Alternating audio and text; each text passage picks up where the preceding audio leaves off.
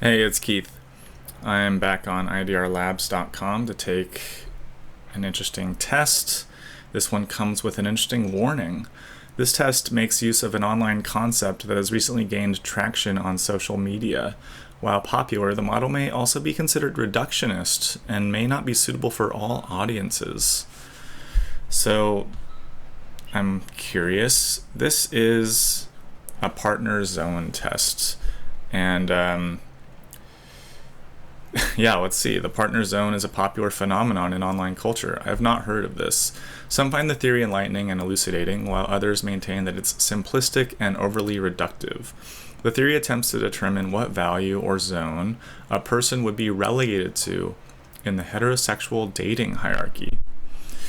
All right, so let's get into maybe, I don't know what this is going to be like, if it's going to be personal, if it's going to be, uh, probing. Let's see.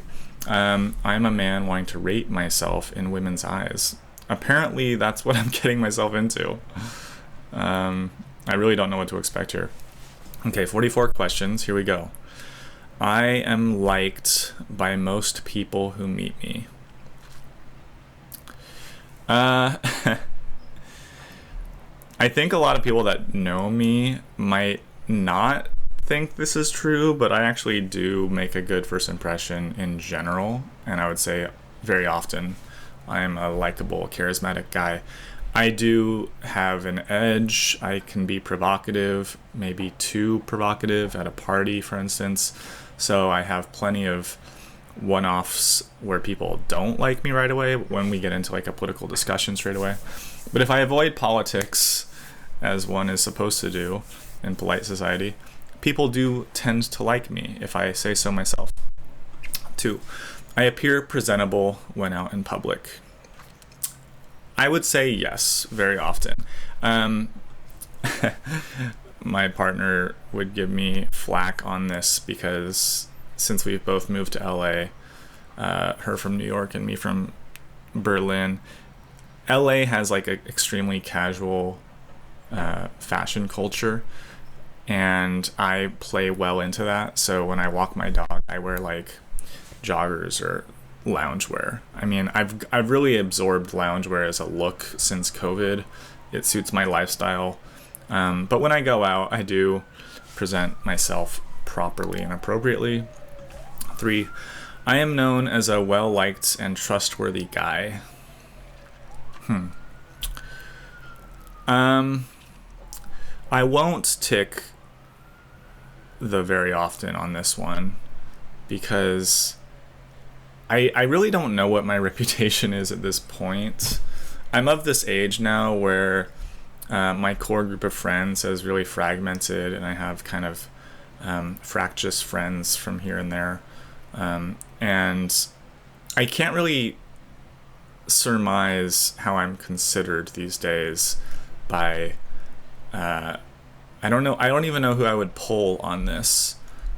I think I'll go like a slight, the scale for those just listening is like a neutral and then a plus and minus 1 and a plus and minus 2. So I'm going to go +1 on this because I do think in general I'm trustworthy. I keep secrets well. I'm a confidant. I like to have,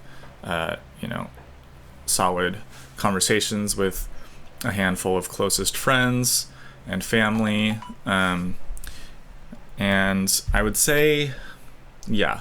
But I also have had falling outs with friends. I am a bit contentious with people. I'm like a man of conviction in terms of my philosophies and politics and how I live my life. So I'm not the most amiable, I'm not the most amiable. But I don't think I'm disliked, far and wide. I could be really critical of myself and stay neutral here. But I think I maintain an overall charm. As I get older, I think this does fade a little bit, if I'm honest, but I still think I have this. 4, I appear mentally strong and tough. I would say this for sure is, these never and often are a little weird, as opposed to disagree or agree.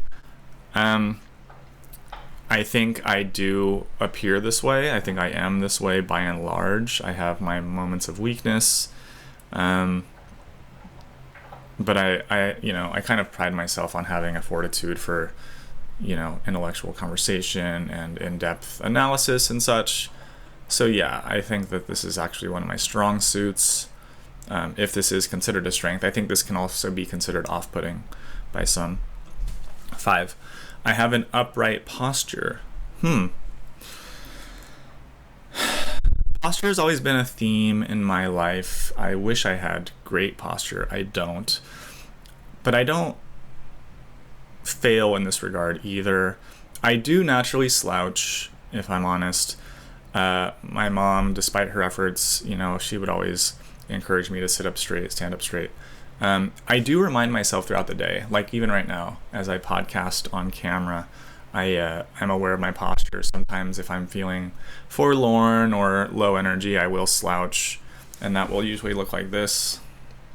But it's not that bad. And then, if I'm more like alert, I do sit up like that. I might stay neutral on this because I think left to my own devices, I relax into a slouching position. But I, throughout the day, remind myself to stand up straight, and I think it balances out. I don't think I've mastered good posture, but when I'm out and about, for sure, I try to hold my head high. I tend to commit to Jordan Peterson's rule number 1 in his 12 rules for life, to stand up straight with your shoulders back, and that this is like a very ready and alert position for the world. So I can't say often. I would love to give myself credit for saying somewhat often, but I think I'm going to, be a little more humble and stay neutral on this. I am physically comfortable in most situations. I would say that I am very often physically comfortable. It occurs to me as a traveler when I go to places abroad, places that could even be deemed dangerous or intimidating for some. I'm an adult man of slightly above average height. I hit that threshold in Europe of 180 centimeters, or in the US of 6 feet. I'm like a couple millimeters below 6 feet. But I'm a healthy man who can hold my own. And I think in terms of danger, in terms of walking down a dark, empty street at night, for instance, I am still physically comfortable. This is a privilege, I think, that men have, let's say. But beyond that, like, I'm comfortable in my body. I'm not put off. I don't cower in any sort of way. I would say yes. I don't know if I need to elaborate too much on this. I am emotionally mature. Yeah, I have to give myself credit on this. I think I'm quite emotionally mature. I don't want to get too much into my personal life if I don't need to here, but this comes up.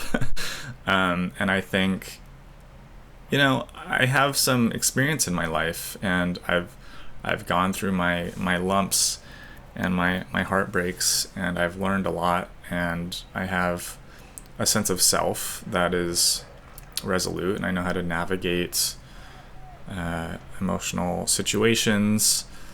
So yeah, I'm going to give myself credit here. I have self-control. I do not have the most self-control, that's for sure, so I won't be going +2 on this. This is hard. I would almost say I have weak self-control, if by self-control we mean self-discipline. Like, I'm not a very disciplined person. I don't stick to a workout regimen. I don't stick to a time in the morning that I wake up.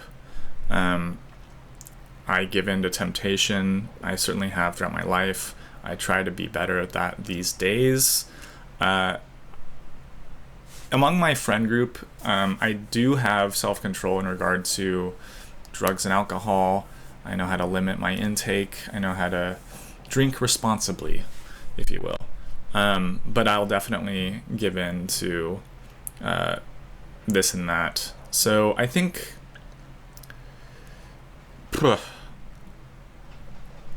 I'm going to stay neutral here. I'm tempted to go slightly -1. Is that fair? Is that true? I almost feel like this is like, I don't know how to measure this exactly. I would say I'm going to stay neutral. I know how to control myself on the whole, as a citizen in society. I certainly can control myself.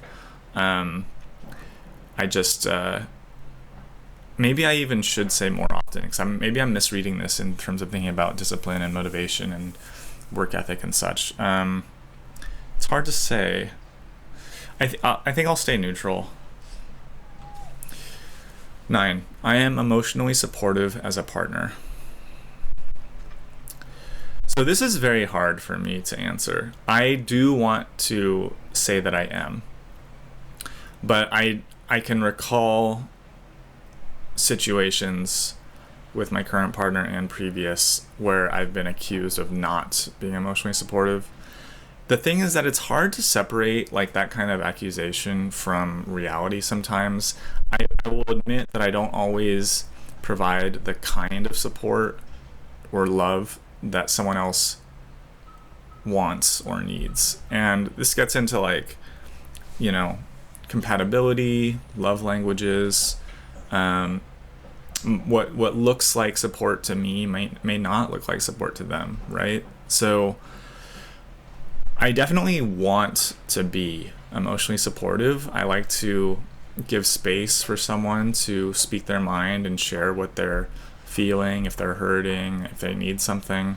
I'm attentive to that stuff, but I certainly could be more attentive, so I can't give myself full points on this.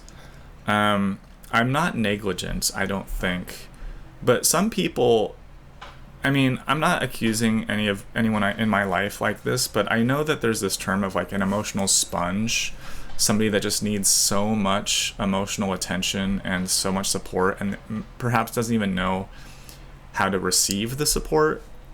So in that regard, like, is it fair to, you know what I mean? Like, I don't know if like I'm kind of like critiquing myself against tough situations, maybe, in which I will buckle, I will eventually retreat or avoid conflict.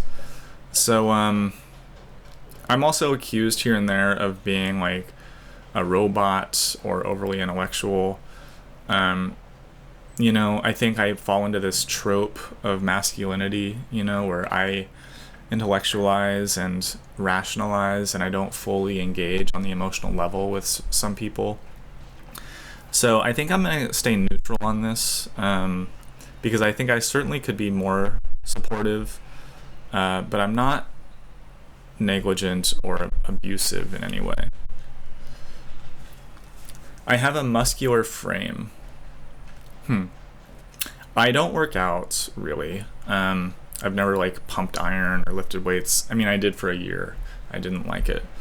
I'm not built or buff or anything like that. I have like a more wiry frame, I think. I don't really have a muscular frame. I have a masculine frame. I think I have a good body type. Is it ectomorph? But I certainly can't go too high on this. I don't think I should even go +1 on this. But I don't think I'm scrawny. I was a scrawny child. I was very skinny. But as I've aged, I've filled out appropriately, I think. I'm very comfortable with my body. So I think I'll stay neutral here. Yeah, I don't have any like defined muscles, so I can't give myself any real points here. I am self-assured. I think I'm self-assured. I think you guys would probably say that I come across as self-assured. I have a lot of self-doubt here and there. I have racing thoughts. I have sleepless nights. I've suffered lifelong from insomnia and anxiety. But overall, like, I know who I am, and I have a fundamental belief in myself. I am comfortable. I'm comfortable with who I am, and when I'm out in the world, I think I come across as self-assured. I think I am self-assured. So I think I'll tick often on this one. I have an attractive body. This is almost getting into vanity or or narcissism. I don't. This is awkward to like readily state. I won't go full points on this because I do think I could be more toned, and I think I could, lose a little bit of weight. I'm like very conscious of, of how fat my face gets, or how bloated I feel, or if I get a beer belly or something. Like, I'm very aware of these kinds of things. We're talking about like, 10 pounds or, a few kilos, 5 kilos here and there. Natural fluctuation, I think. I think my body type is attractive, as I've stated, in terms of height and width and frame, but I don't preen and prune my body as much as people could. Certainly among my gay friends or certain female friends, I could be hotter in terms of my body for sure. But I'm going to give myself a +1. I think overall, I have the workings of an attractive body. I certainly could have and should have put more work into it throughout my life. I've made other priorities. It is what it is. I could stay neutral. I think it would be a little, I don't know. I think I have to give myself a +1 just because I know the kind of bodies that are out there, and I think, like, in terms of what nature has given me, it's a +1. I get even when people disrespect me. Okay, this is getting tricky now.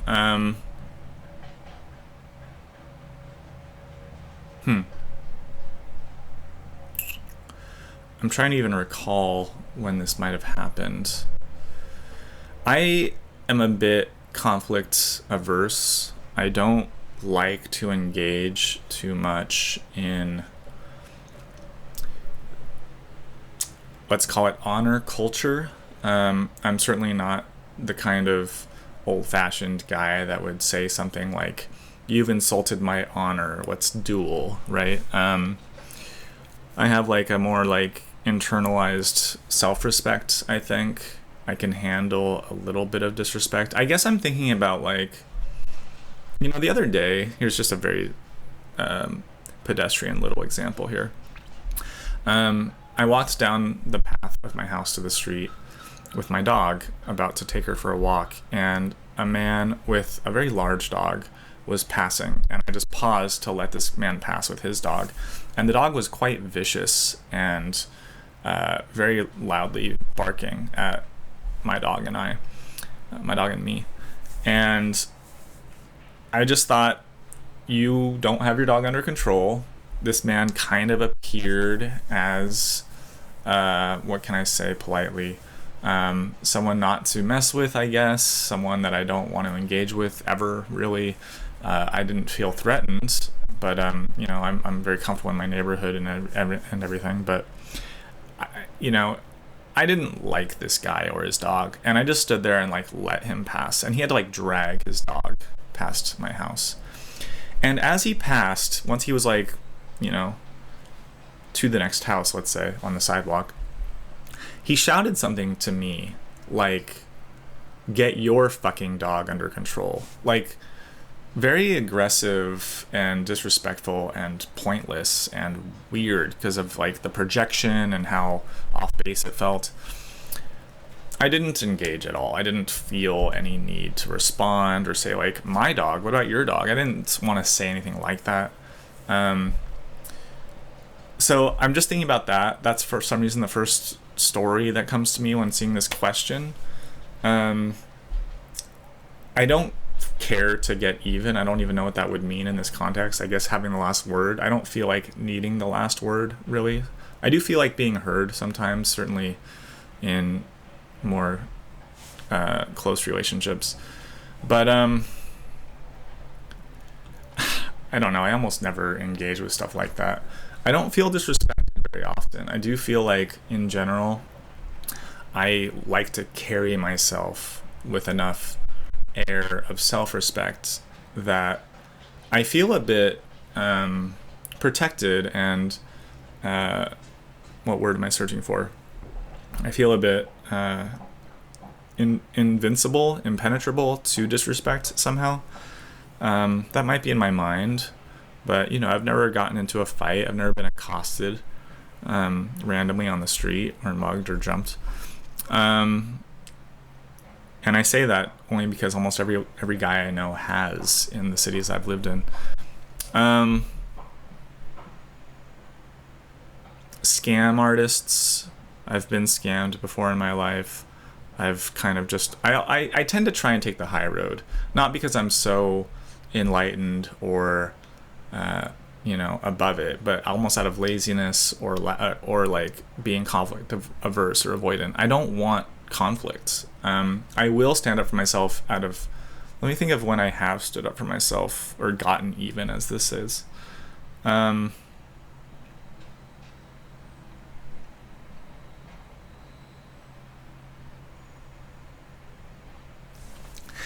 would say it's really hard. This question's hard for me.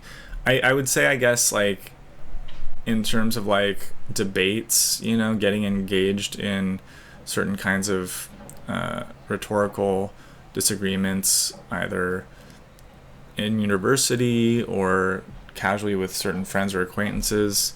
If I feel like my point is being disrespected, then I will assert my point. I don't know if that counts as getting even. I tend not to... I don't know. I don't like this phrase. I'm going to kind of say -1, never. I can't recall a moment when I've done this, but I don't consider myself a pushover whatsoever. So I'm not going to say that I never get even when people disrespect me. It's just really hard to how to formulate this question. You see me stumbling through it. It will probably occur to me better examples later, but for now I'll just say -1 on this. I am mysterious and aloof.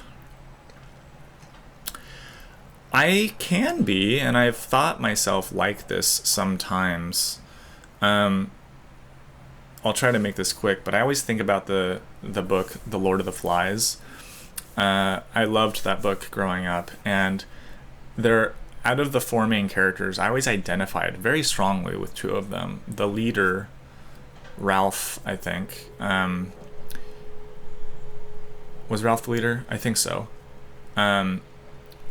I definitely identified with this character. He was charismatic, he was thoughtful, he was intelligent, and he was sociable. But I also identified with, I think it was Simon, who was the boy who kind of went on his own journey. He was kind of a Jesus figure, I guess. I don't know. He was the spiritual spine of the book. He was the one that confronts the flies, as it were. And he was kind of the mysterious, aloof character. He was kind of like not very social. He was kind of the Sigma male of the story. And Sigma males, online have become a thing. And I think I fit into that. That's this whole idea of being like alpha male is like the main guy who gets the attention. Men want to be him. Women want to be with him. The real ringleader, the quarterback, the high school hero, whatever. And then the beta male is like this sidekicky type, or somebody that's kind of more of a pushover, or has to follow an alpha in order to like gain traction in life. And then the sigma male is like the guy who kind of bucks the system overall and forges his own path. And I think that my life has been that, like it's kind of celebrated online these days in movies like basically any Ryan Gosling movie like Drive, or Jake Gyllenhaal movie, even American Psycho. Like there's a sort of darkness to it. People that just kind of like kind of an anti-hero, maybe. Maybe not anti-hero, but like conflicted or complex sort of protagonist. But I don't know if I really am like that. I think I'm more sociable and jovial, joyful, engaging. I don't know. I would like to think of myself as coming across as mysterious and aloof, but I'm not really. It kind of depends. Like, I have some social anxieties. I can be shy as well. I drink in order to be more social in a foreign context. I'm gonna stay neutral here because I certainly can be, but I'm not often. 15. I am of above average height. Yeah, as I described. So in the US, I think the average height for a man is 5'9" or 10. So I have some inches on that. So yeah, never or often. That's hilarious. I'm not like super tall.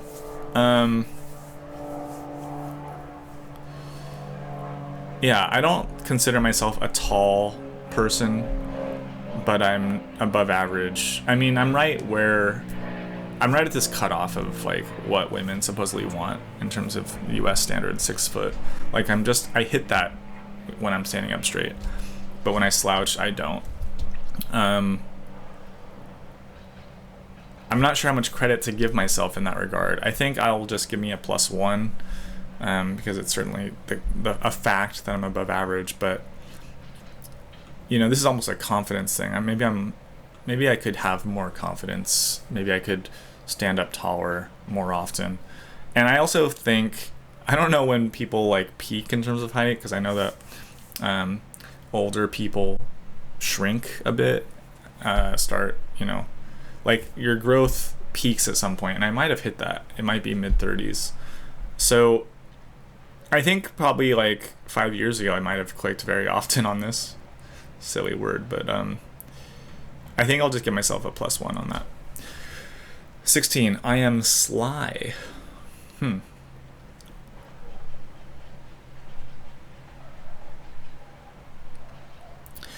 I never use this word for myself, but I'm not. Sly is an interesting word.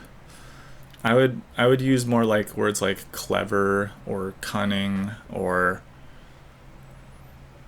I don't know, even possibly mischievous. Sly is an interesting word. Shall we just Google this word real fast? Because it's one of those words that we know, but we want to make sure we know. Having or showing a cunning and deceitful nature. Surreptitious. Yeah, the cunningness is there. The deceptiveness, the deceit. That's interesting. It's a negative word, but if I'm honest, I want to really purge any evidence here that I think I'm going to stay neutral. I certainly could be sly. Certainly if I'm thinking about my shoplifting days as a late adolescent. Yeah, this is tricky. It's uncomfortable for me to think about this. But yeah, I think there's something there. I think this is one of these like let's say darker personality traits that I try to not ignore, but to try to, I don't know what to say. I have some psychological work to do here, I guess. Yeah, this is interesting, but I'm gonna stay neutral here. I am fun to be around. So I've been thinking about this lately, as my girlfriend and I talk about such things. Like, throughout my 20s, like, I remember thinking about this concept a lot and just never fully identifying as the fun guy. Especially because my bestie, Neil, throughout my 20s was so fun that he was just obviously the fun guy, like the life of the party, like, and because I was just always with him, we were such a duo, like, I guess we could be considered fun together, but he was certainly the fun guy, and I thought of myself more as like the interesting guy or the, something like that. obviously he's interesting too. But my ex Sasha would describe me as being very fun, and that meant a lot to me. As we broke up, she was like emphasizing that she would always have good times with me, and that life was fun with me. And I certainly like to have fun. I've had a lot of fun. I still party, just less often now. And when I say party, I mean like Dionysian levels of party. I would consider myself fun to be around, and like I like to be with myself, just doing interesting things. Even if I'm just sitting on the sofa, like I feel engaged in things and I'm having fun. I don't feel bored very often at all. But again, like I'm not like the stereotypical image of fun, I don't think. But I will say I'm often fun. I won't give myself full points because I just know that there are people even within my life. Like I think my buddies Ryan and Matt are more fun than I am. I think they care about having fun more. I think nowadays I'm really like relaxing into a more chill. I am chill to be around, I would say. 18. I command respect from others. I don't like this word command. I've gone over this idea already throughout this test of self-respect and carrying myself with respect on the street and in public. I don't know if I command it. I'm not out there commanding or demanding. I take the respect that I get. I don't even take it. I just accept it. I don't know.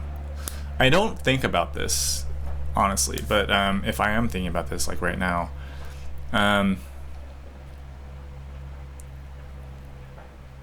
I do not command respect from others. But I don't want to say never here. I'll probably stay neutral again. I'm imagining, like, I've given my share of public speeches in my life, either at weddings or, academic settings in high school and in university. I gave speeches at graduation. I've had a lot of good buddies get married in which I was able to give speeches. Even emceeing Raj and Caitlin's wedding, which was a lot of fun and a real honor. I don't get up there and command respect. I go up there and just carry myself very nonchalantly, very relaxed. I like to play down the pomp and circumstance of it. I like to be casual. I like to be a little self-effacing. I like to be a little, but I think that also gets respect. Like, people like that have my respect, but they're not commanding it. You know what I mean? So I think I'll just stay neutral. I have good social skills. This is a funny one because a theme in my life is having slight autism, which I've never been diagnosed with. Autism can show itself in a lot of ways. But for me, the reason people think that is because I don't always read the room properly. I don't always back off when people show me their boundaries in a conversation. This is the provocative nature of mine. I don't read people's sensitivities very well all the time, though I wish I could. And I think I'm getting better at this as I age. But it takes work. So, like, in this sense, these are my, like, lackings socially. Like, I can put my foot in my mouth. I'm like very much a Larry David character, I think. I mean, I've been told that. So does Larry David have good social skills? I mean, he does and he doesn't, right? Like, I know how to be charming and tell a joke, and I can, like, navigate a lot of nuanced situations in a sophisticated way. So I would say I do have good social skills, but I don't know if I should take points off for the aforementioned issues that I sometimes have.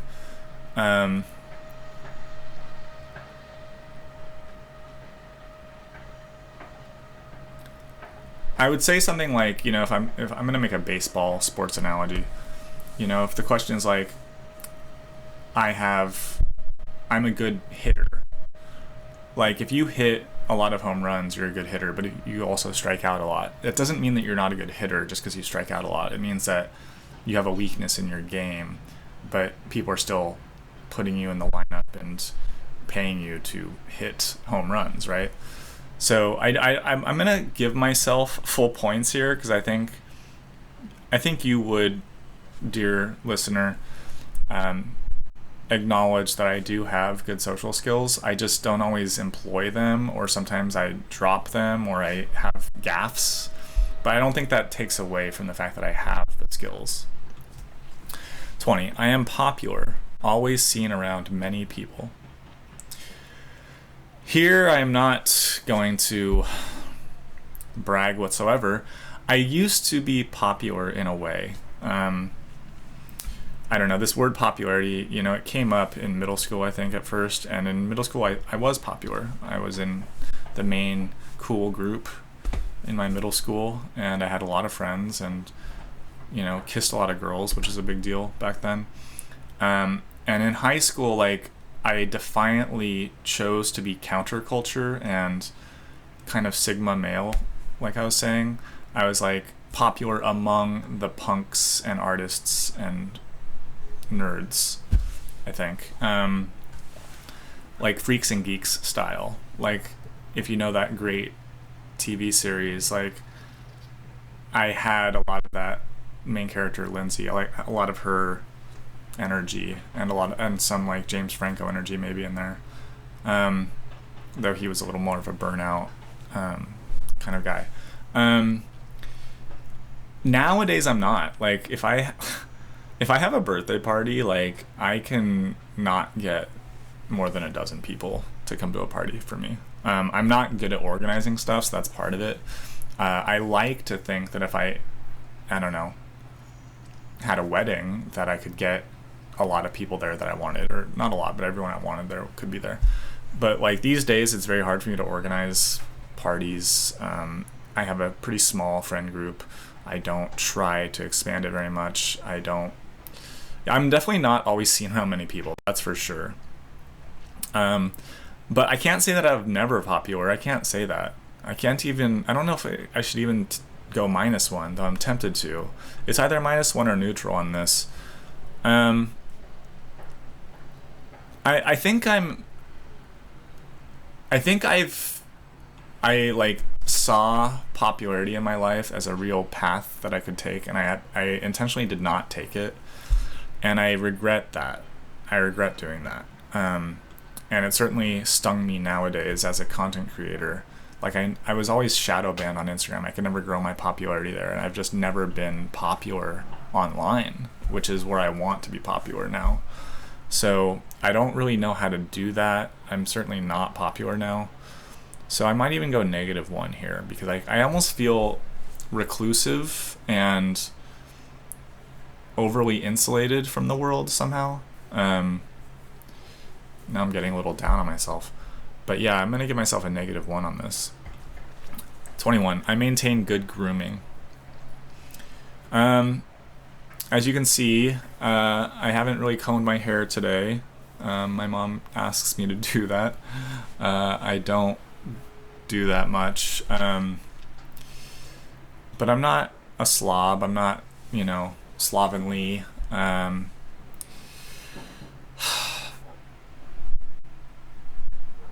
I would want to ask my girlfriend this question, because I think that I don't know.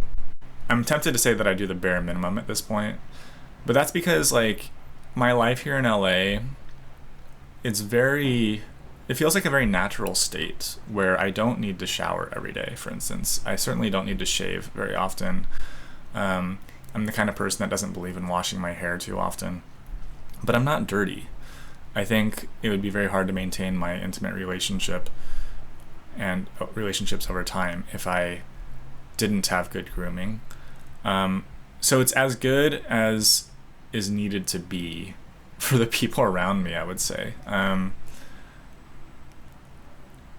yeah, I'm not preening my body much, but I maintain good enough grooming is what I would say. Um, and certainly if I was like on in the dating market, I would like. I mean, even now, not in the market. Like, yeah, if like I'm gonna go out tonight with my girlfriend to an event, and I will make sure that I'm groomed properly. I'm not gonna shave because I think that this kind of look of scruff works for me better than shaving clean, which I have never done. Um, but anyways, I don't. That doesn't mean that it's bad. I'm gonna give myself a +1 on this. I have strong, large hands. Hmm. Well, that's relative, isn't it? I think about hands here and there. I've been complimented sometimes on having strong, large hands. Compared to a woman, you know, I don't. That's kind of an easy benchmark, I guess. I think about strength in hands a lot because I hear that like grip strength is a very important indicator of health. And like when I wake up in the morning, I feel really weak. Like I can't even like hold a cup up sometimes. But obviously throughout the day I can grip well. I don't know. I don't think of myself as having strong, large hands, but maybe I do.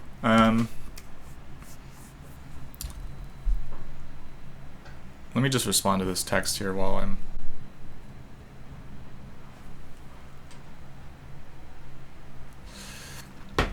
So, I have strong, large hands. I'm just gonna go +1. I don't know. Maybe I could go +2, but I'd have to really compare myself to the guys out there in my milieu. Um,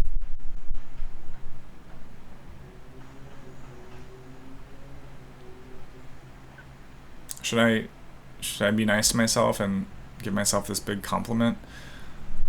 I don't know why I'm like so hesitant. I mean, it's just a hard thing to know about myself. But I think if I was a woman who cared about this, I think I would pass this test.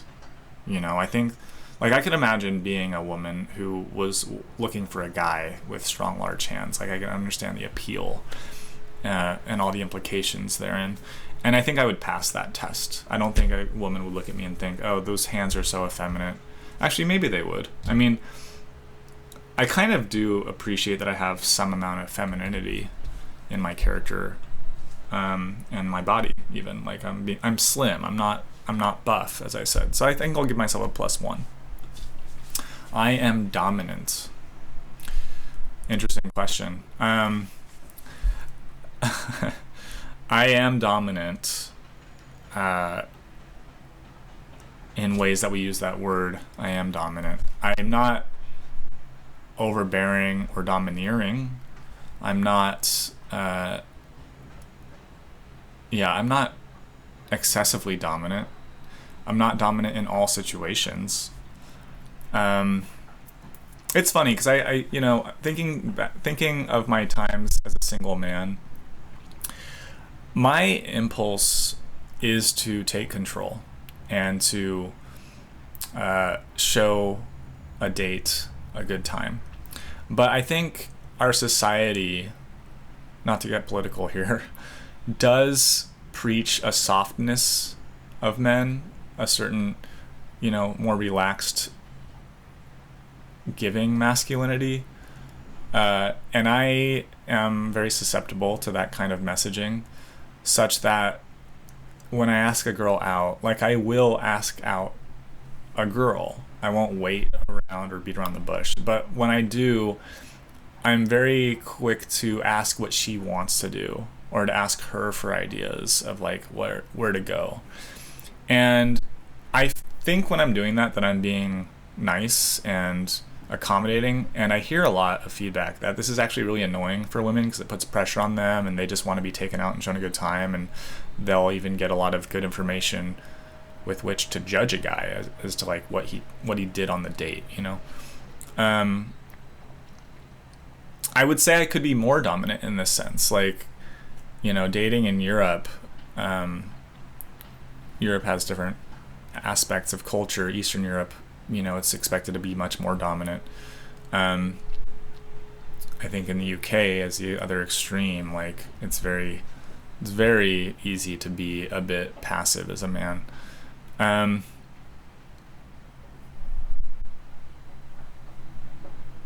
think I'm just going to give myself a +1 here with the option, the ability to do +2 if that was required. But I think I have failed to be as dominant as I could sometimes. But I certainly have had success with my dominance per se. Anyways, it's a little tricky to think this one through all the way. 24. I am monogamous as a partner. I can be. I am currently, and I have been, but I've also been in open relationships. I've been in, flexible relationships, given distance, given sex drive compatibility. Like, I've played around with this idea.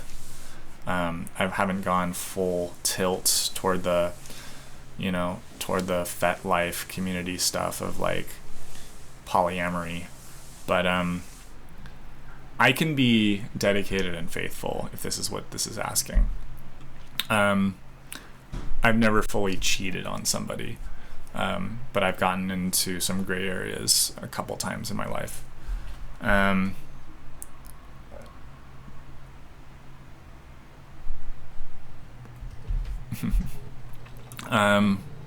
Should I say often? I'm not like a serial monogamist though. I don't always have a girlfriend that are long term and I just have that one partner. Like, I wouldn't describe myself like that. So I think I'll go +1. I might even need to stay neutral if I'm thinking about my whole history here compared to other people, given that I've been single a lot. I've had a lot of experience in both directions, so I don't know where that should put me. But I think I will give myself a +1. I am committed as a partner. Yeah, I mean, this is up for debate in my current relationship, but I think I'll take it the same, +1. I am stoic and do not talk much about my feelings. I actually strive to be even more stoic, and currently this doesn't work out very well for me, but I find this to be a very desirable trait, and I think men in general do, especially these Sigma males that I'm referring to. I find that women dislike it, at least the kind of women that I date. I think this is such an admirable strength. The older I get, I think this is cool. It's certainly preferable to being like whiny and, sappy and weak, for sure. I think that there is this softening of masculinity in my lifetime that preaches a lot of, talky feeling stuff. And I've been a victim of that. I mean, it's good. It's very healthy to be aware of your feelings and to be in touch with your feelings and to be able to communicate your feelings. I think that's really important. But I think characters like Don Draper from Mad Men are so appealing, especially to guys and also to maybe traditional girls, because there's a strength in, I would say that overly expressing your feelings in a messy way is a burden on other people, even within a relationship. I would say that. And that's more about a mastery of your emotions, and I kind of think that's what Stoicism is about. It doesn't mean that you don't have feelings. It just means that you don't need to burden others with them. I'm not like that, so I cannot say that I'm often stoic, but I strive to be. I think I'll give myself a -1 here because I am much more of a talky guy, if you can't tell. So yeah, I'm going to give myself a -1 here. I persevere when I see something I want. This has me feeling a bit nostalgic for the the driven man I once was. I feel so like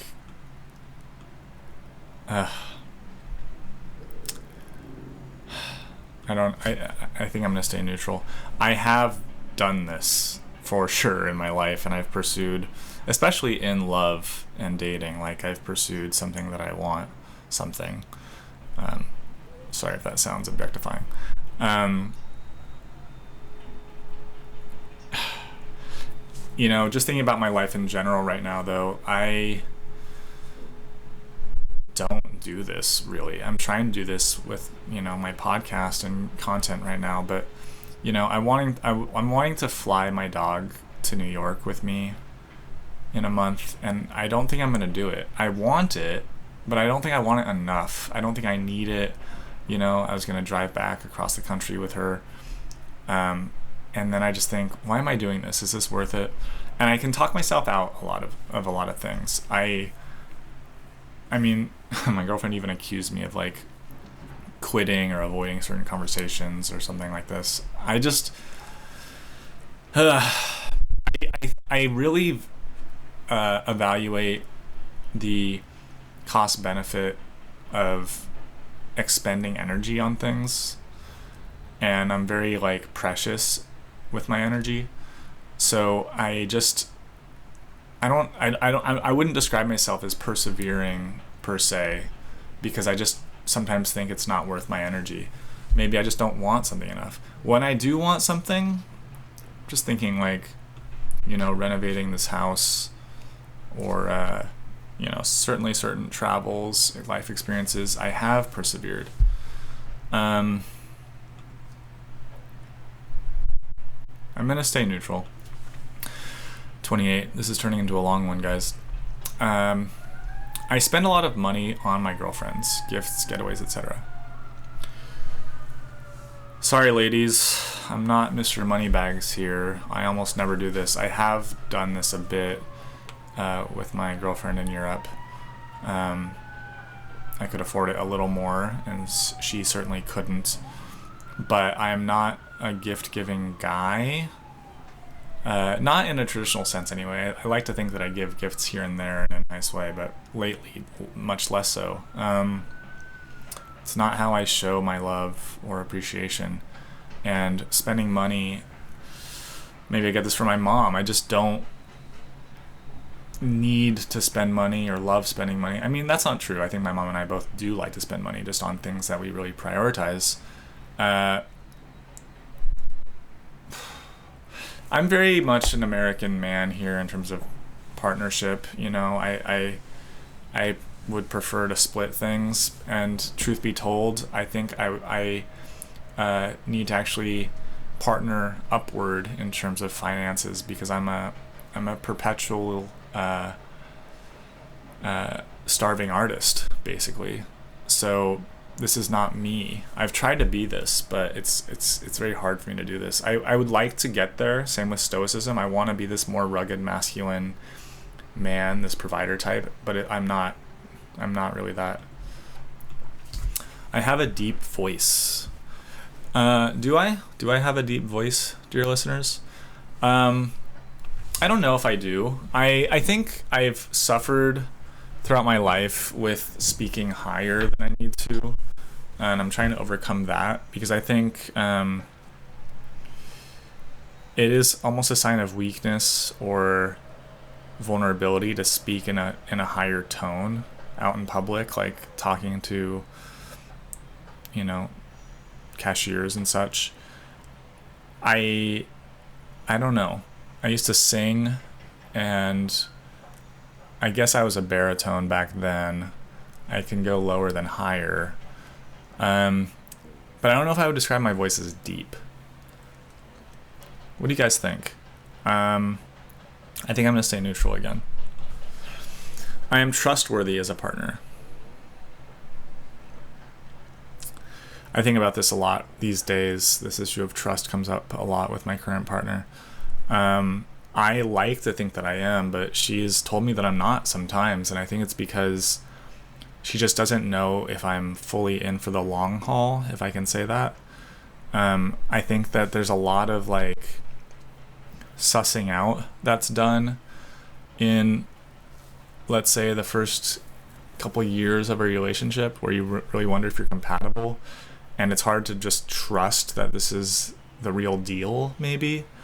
In terms of like reliability and commitment and faith and daily stuff, I'm certainly trustworthy.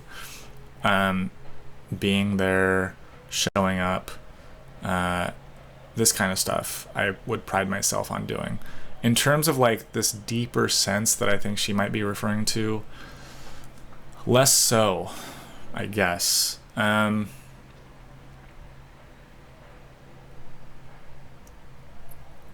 don't know what this. Should we look up this word again? I'm just wondering, like, people use this word a lot. Able to be relied on as honest or truthful. Yes, for sure, I am that. So I'm tempted to go full on this one. I'm just hearing certain nagging voices in my head of people I've been with that might accuse me otherwise, and I almost have to just defend myself, and I have to say that I think they're off base, if I'm honest. I mean, I don't know how that sounds to you guys, but, you know, again, it's very easy to criticize others for not being the definition of what we want them to be. You know, like if you have an idea of trustworthiness in your mind and I don't quite meet it, does that mean that I'm actually not trustworthy? I don't know. I'm a very honest, open book who is reliable. So I'm gonna stand by it and give myself full points. I put others down to appear superior. I don't do this. I've gossiped, but not in this kind of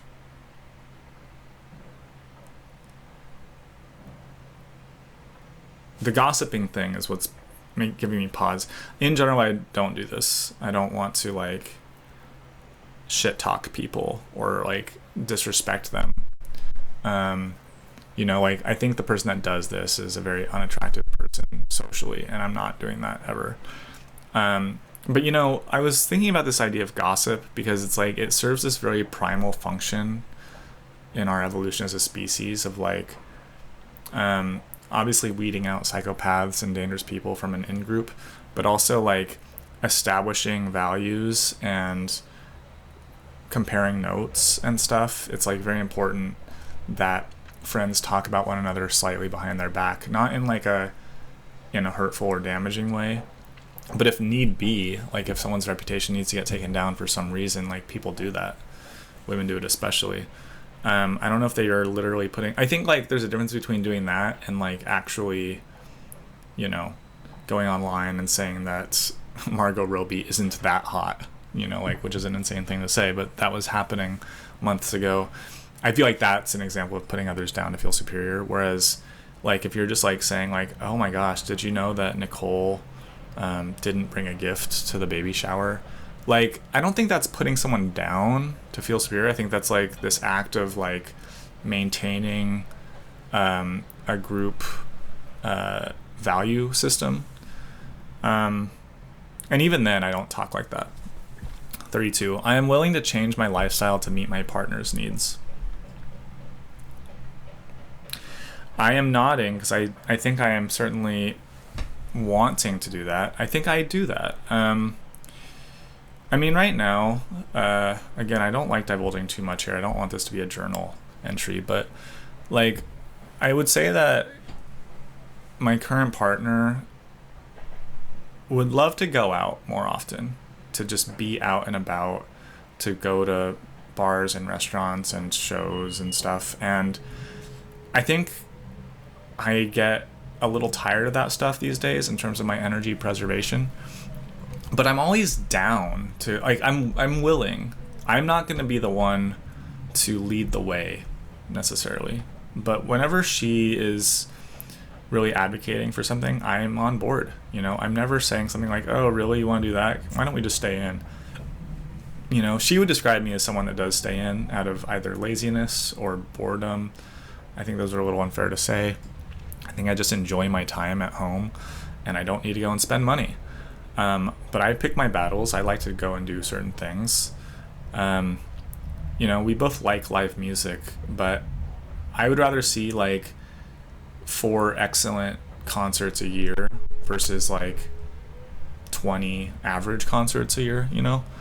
Um, so, but I'm willing. Like, if my partner says that this is the kind of stuff she's into, then I want to do that. Right now, like she loves to read, and I'm like not in a reading phase in my life, but I'm trying to get back into it because I know that she values it.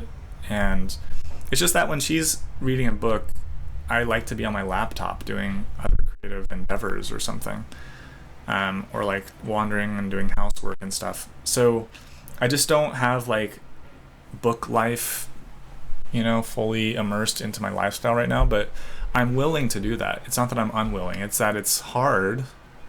Some things like this are hard to do. It's kind of the self-control, motivation, discipline stuff. But I'm willing. It's not that I'm not willing. But I'm also not like just jumping at the opportunity to, take on the interests of my partner and just do those things. So I'm not going to give myself full points here, but I certainly am willing. So +1. 33. I am optimistic. Yeah, I think about this a lot in my life. I have been optimistic in my life. In fact, I wrote a song called Optimistic as a punk rock kid, ska punk song. I guess that one was just pop punk. I was very optimistic growing up. And then I became very cynical quickly through like some hard knocks. And nowadays, we all like to call ourselves realists, right? I don't know how much cynicism plays into this. I really do think of myself as neither optimistic nor pessimistic. Like, I really take things as they are. I don't worry about nuclear war or World War III. I'm not like optimistic nor pessimistic on world events or the state of homelessness in LA. I am hopeful. I try to be hopeful, but I measure that with skepticism. I'm going to stay neutral. I want to say slightly optimistic. Like in my relationship now, I try to think of every day as a new day. And I guess in that sense, I would say that I am optimistic. I am capable of deep emotional bonding.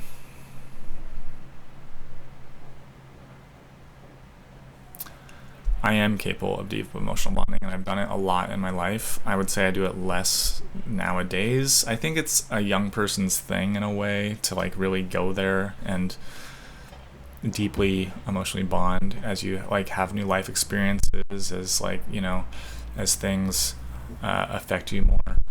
And I did a ton of that with friends and lovers.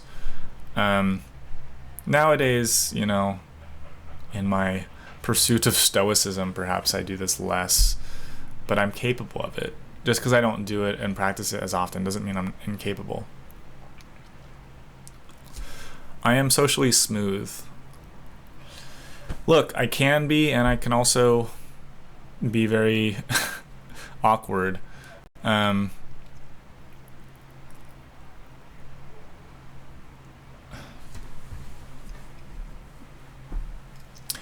I take some pride in like the day-to-day social interactions of like the barista, the bartender, the delivery guy, the grocer, the fellow dog walkers. Like, I take pride in making those social interactions smooth.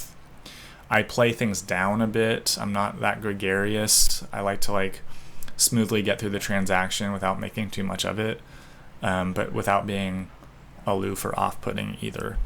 So I like to pride myself on being socially smooth. But of course, people that know me well in social situations know that I can also, like I've said, be very rough socially. So I'm going to take a point off from that. I am seen as a leader among my friends. I think I am still somehow seen as a leader among my friends, yes. That Lord of the Flies thing, like I think I've gone through peaks of being that leader guy and then troughs of really escaping and doing my own thing. And I made an active effort to like leave New York City, where I was kind of a more of a leader type, I think, among my friends. I think it like didn't feel like a fit anymore. It was like stepping down from an office or something. I don't know. Maybe I'm aggrandizing that, but yeah, I think I have this characteristic, and I certainly was this growing up. I think nowadays, yeah, my buddy Ryan was just telling me I should probably like step more into this and make more social plans and organize things and get my buddies into things. And I still, yeah, I don't know. I think maybe I have lost some energy for it, but I still think I have some sheen in this regard. I pay attention to male fashion and how I am dressed. I do pay attention. I'm not like overly involved in it. I would say at this point in my life, I know what I like and I have my style, and I'm quite proud of having my distinct style. It is a very minimized, subtle, subdued, casual, loungy style. But it has some sophistication. I shop at good stores, buy good brands. I believe in like spending a good amount on a few things rather than buying into the fast fashion trend cycle. Male fashion YouTube shows up sometimes on my YouTube. I ignore a lot of it these days because I just am not bothered. The same with like the art world. I ignore so much of it because it's just not interesting to me, and I know what to look for quickly. So I'm not sure if I should give full points because I'm not like obsessed with this topic, but I do care about style and looking the way I want to look. But I know what that is, so I try not to pay too much attention. 38. We're counting down, guys. We're counting down here. I prioritize quality time with my girlfriends. I assume that by girlfriends, this means my current girlfriend, whoever that is at the time. Yeah, I'm gonna ignore this S because I doubt this means like, my friends that are females. I prioritize quality time. I can't give myself full points because this is something that my girlfriend has criticized me for a bit. I think we have different understandings of what this is. Like, to me, having dinner at home and sitting on the sofa watching a movie together counts as quality time. Whereas to her, I don't know, maybe that doesn't count. And maybe like Saturday night date night is what counts, going out to dinner. And a lot of times, like, if we, like on weekends especially, if there's like something going on, I tend to want to bring in my other friends and make it more of a group activity. And she might regard that as perhaps disrespecting or disregarding the quality time between just us. But I don't know if that's very fair. We disagree about that, I think. I think throughout my life, I've certainly done this. Planning trips, seeing new cities with my partner. And to me, just hanging out counts. To me, that counts. I would even say it counts if you're doing different things. Like, if you're in the same room, for sure. I would even almost say in the same house, but that's different. Like, if you're each sequestered in your own space, focused on something else, maybe not. But I think if you're both sitting on the couch and one of you is reading a book and the other is, on their laptop, and your legs are like entwined with each other, that's quality time to me. You're leaving the door open for conversation. You're not pushing it. Like, I've heard as a father, in terms of like pop psych stuff for like parenthood, that like the one of the best things to do as a dad is to just to give hangout time where you're just in the room, maybe at the breakfast table, or you're just reading the paper or something, and your child is just there playing with toys, but like they can like that level of comfort is there, and then it gives them space to just say, Dad, at school so and so said this and that, like what does that mean? Like giving space for that kind of comment to come out from a kid is so valuable.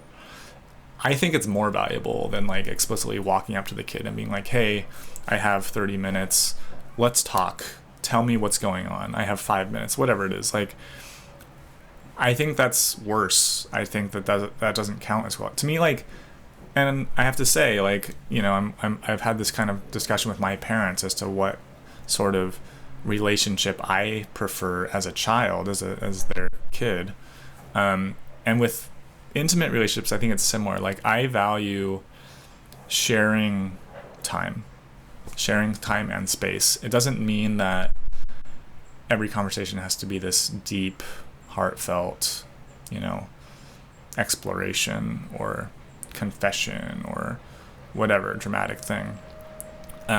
So to me, yeah, that's how I see it, but I know that others see it differently. So I'm going to give myself +1. I am playfully mean in my demeanor. I like that phrasing, and I agree. This has come up a lot in my life because like I have a sensibility of teasing people. I have a sensibility of pushing buttons. And my friend group growing up, like my best friends as a kid, we teased each other plenty. I think it's healthy. It's not full on hazing. It's not bullying. It's not like, driving someone over the edge or something. But I like to be playfully mean. I do like that. My buddy Matt is especially like this nowadays. I think it's cool and healthy to do this. I think it shows an important fortitude if you can take it and, tease back, make jokes of things. If someone like, takes a little dig at you and your style or your personality, but in the form of like a joke, in a form of like something that like slides off, I think it's really a strong sense of character if you know how to like play with that. You can take it, give it back a little, show how much self-respect you have, that it doesn't bother you, defend yourself, but in like not in a defensive way. I think those are really crucial things, and I'm like this with my partners too, and it doesn't always go well. I'm the kind of person that likes to like, I like to be amused, and I'm very amused by my romantic partners. And so like even now, like if she does something, even just the littlest thing, like the way she like puts her hair behind her ear while she like leans over to pick up her her dish, like it makes me smile, and I'll like even like almost giggle, and she'll be like, why are you laughing? And it's like, because you amuse me. And maybe she reads this as mean, like I'm making fun of her, and maybe I am, but it's playful. It's not like critical. It's not like you're bad. It's not like you're not good in this way. It's like, I love your quirks and your foibles. You know what I mean? And I think it's fun to play with that stuff and to tease each other. So for me, like, I like that. I have an attractive face. Wow, now we're really getting to it. I don't know what you guys want me to say here. I've gone through my life wondering this, as we all do, probably. I have never thought of myself like as a model. I've never even wanted to be on camera or on stage throughout my life. I think I don't think I'm bad looking though. I think overall I do have an attractive face. I don't know if it's gloating to say that I very often have an attractive face. I think I have like an interesting face that's like not conventional per se. Like I think not everybody would think that I was attractive, and I like that. I'm okay with that. I don't want to have like a generically attractive face. I want to have like an interesting face. But I also do want to maintain, I think I do, I have these scars now from when I had surgery on my foot randomly. I mean, I say randomly because it's like, why would you have scars on your face from foot surgery? But I had this like mask on for anesthesia, and it's like scarred me, and I don't like it. In fact, I didn't want to like start this like video content thing that I'm trying to do. This like, it put like a real wrench in my plans because I didn't want to appear on camera with scars. I've gotten used to it now, and I just accept that it's part of my face. But like, I think that's telling because I think I took it for granted, or I relied on having an attractive face, and then having blemishes like makes me self-conscious. I don't know what that says. I don't know if that means it's less attractive, or if I'm just too vain or self-conscious or what, but I do think I have an attractive face. I don't know if I have the most attractive face. I'm not sure what to say. You know, I think that it's been more attractive in my life. I think I probably peaked a few years ago. So I think I will take off a point. I am rich. I'm giving myself a -2 on this because I am certainly not rich. I'm not even close to rich. This is a bit of a insecurity of mine at this point because I know that I would have a better life if I was rich. I know that without a doubt. Yeah, I don't want to get into this. I'm just not rich. I have an above average IQ. I definitely have a well above average IQ. I appear aggressive to others. No, I don't think I appear aggressive whatsoever. But I also don't feel passive and like a pushover either. So I think I'll stay neutral here. No, I'm gonna go -1 because I mean, I want to make it clear, I think, for the sake of this partner zone test, that I'm not an aggressive guy to be with. I've never hit anyone, let alone a woman. Yeah, I don't have a temper. I'm not like, I don't think I've ever shown signs of having this kind of like darkness. I am positive. This is the final question, guys. I am positive. It's kind of the optimistic question, right? I'm optimistic, but I am positive. I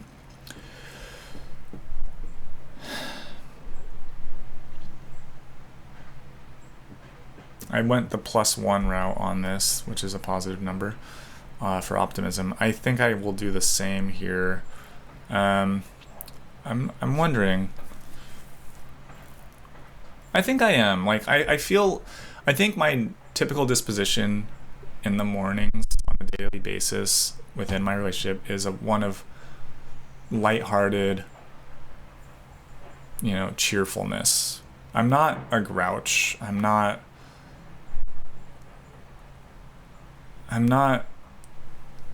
a sad sack, mood killing. I'm not like that. But I'm also not like, like super cheery. I think I'm a +1 again.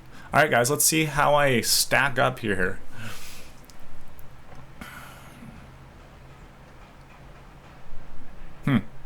What does this mean? Wow, look at these results, guys. I am husband material, according to this test.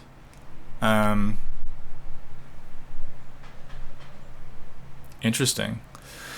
So I am, this is an interesting graph to behold. Well, let's see. No, there's some to read about. Okay, so women's zoning of men is composed of 6 elements: looks, confidence, competence, parentheses bad boy, and investment. Oh wait, I'm just studying the sentence structure here because it's a little strange. 6 elements: looks, capitalized, confidence, capitalized, competence, capitalized, bad boy in parentheses, semicolon, and investment, presentability, and loyalty, good guy. Okay, so I guess the first 3, looks, confidence, and competence, are like on this bad boy axis. And then These other three are on the good guy axis. That's interesting. So yeah, there's this like trope, this truism really, that like girls are attracted to bad boys, which is to say that like so long as he like looks good and is confident and competent, that he's sexy even if he's not a good guy. Yeah, I think I have scored higher in the past on that one, and I don't take any pride or shame either way on that, and how I stack now. I'm leaning that way. The good guy, I mean, yeah, so like this is a really interesting diagram. So there's Prince Charming, the man of my dreams, which I am close to. That's nice. And that's when you max out on both things. Like you have these great bad boy characteristics and you have these great good guy characteristics. So if you max out your score on looks, confidence, competence, and investment, presentability, and loyalty, you're Prince Charming. Situationship. I've been in those. Husband zone, that's my man. Settling zone, good enough. I'm kind of close to the settling zone. Friend zone, that's where you're just a good guy, super good, but you don't have any of the bad boy characteristics. You're like a brother to me. Yeah, so for the good guy, if you can max out your good guy, you're either Prince Charming, husband zone, or friend zone. If you max out on bad boy and good guy, Prince Charming, below that situationship, good, he's gonna pick me one day. Situationship mid, I just don't know what he wants. I've been there too. Bad boy, he's so bad for me. Settling zone, good enough. Sugar daddy, he makes life easy. Blah zone, not interested, sorry. Situation bad, I've gotta get rid of this guy. Interesting. Creep zone, I wish he'd just go away. Yikes. Yeah, I think over here is really unfortunate. I can't believe I ever... This is a pretty fun test, turns out. I am 80.5% good guy, 62% bad boy, which places you in the husband zone. Did we have any doubt, guys? Did we have any doubt? That's interesting. I would be almost curious in a navel gazy vanity sense to retake this, depending on my moods, and even imagining myself at different times in my life. But yeah, that's interesting. Maybe you find it interesting. I'm gonna screenshot this and stop here. So hope you enjoyed that, guys, and I'll talk to you later. Ciao.